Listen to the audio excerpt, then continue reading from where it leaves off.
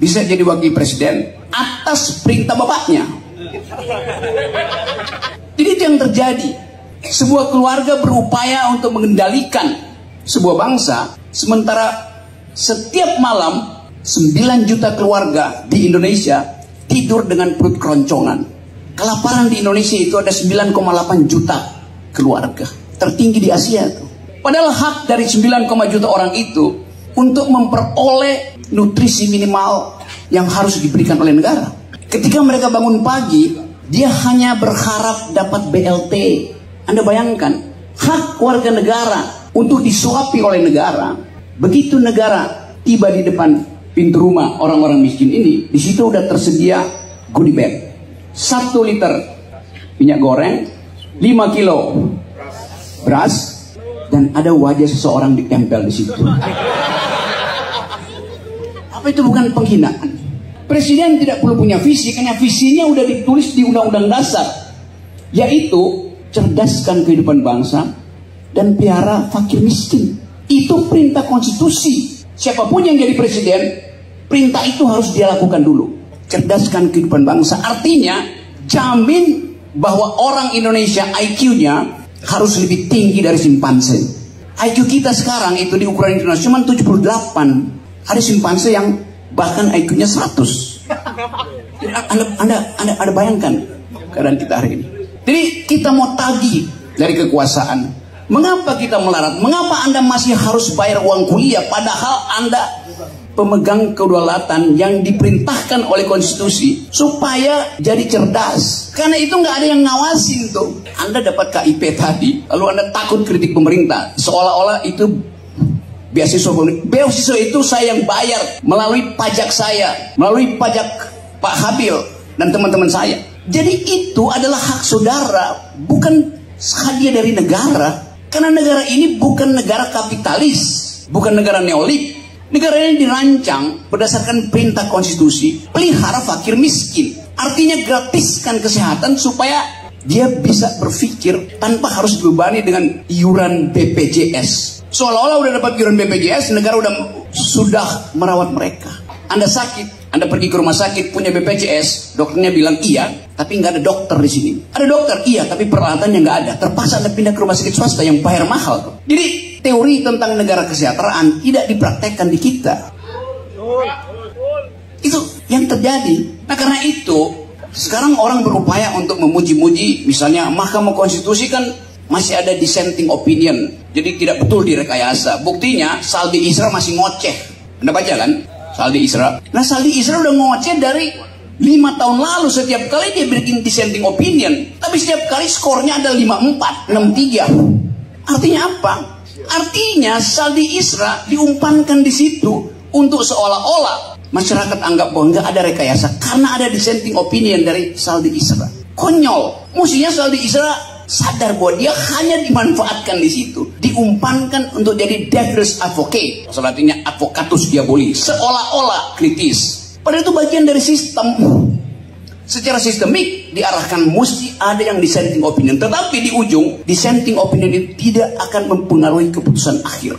Itu penyelundupan hukum tertinggi dibuat oleh istana. Bukan betul, sangat betul. Yang lu korting-korting kalimat gue. Jadi apa yang mesti kita periksa sekarang? Sibuk para elit politik persoalkan kembali keputusan Mahkamah Konstitusi. Ngapain? Faktanya udah terjadi. Yang mesti dipersoalkan adalah perilaku politik presiden. Apakah cerita tadi di awal ketika seorang bocah menelpon suami dari tantenya atas perintah bapaknya, apakah itu perbuatan tercelah? Bukankah di dalam ilmu hukum impeachment itu dimungkinkan kalau ada perbuatan tercelah dari kepala negara? Sekarang coba Anda kumpulkan berapa banyak perbuatan tercela yang dibuat oleh Jokowi. Rempang itu perbuatan tercela. Mengakali Omnibus Law dengan menjadikan dia perpu itu ada perbuatan tercela. Kan banyak betul perbuatan tercela. Jokowi intervensi dalam banyak kongres partai politik. Itu perbuatan tercela. Jadi teman-teman mahasiswa hukum, lakukan class action, nuntut bahwa dia sudah cukup bukti untuk di-impeach.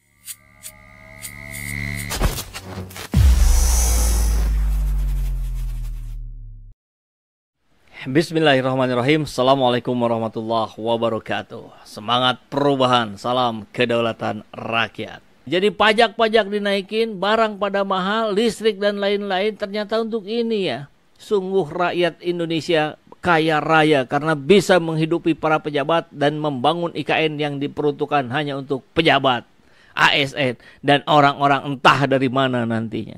Ya, dari Cina lah.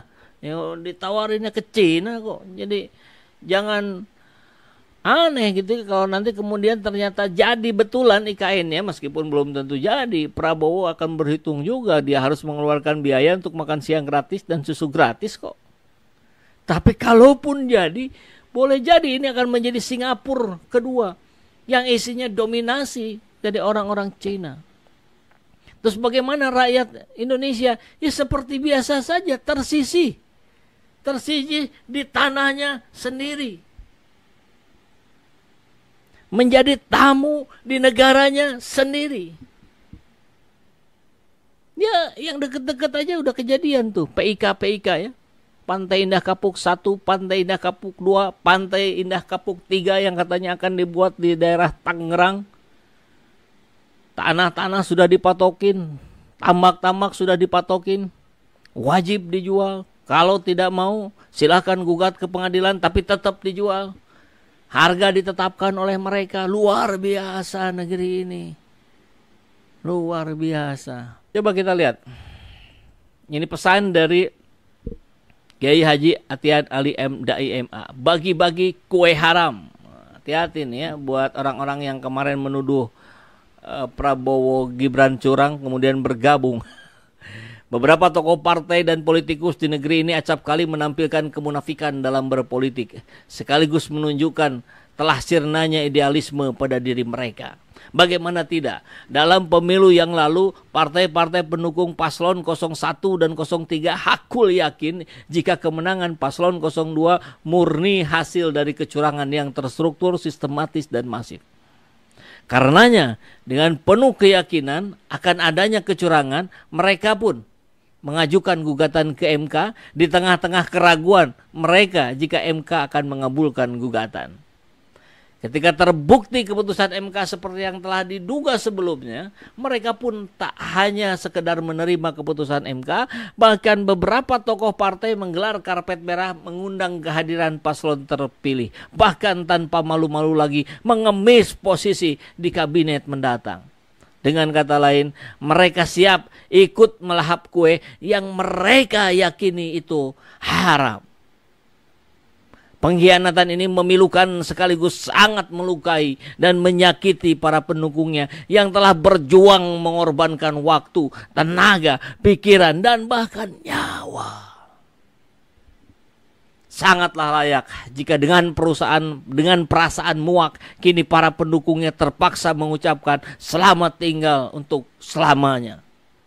Kita lihat siapa tokoh nasional kita, siapa partai kita yang kokoh untuk berada di jalur untuk melakukan perubahan di negeri ini.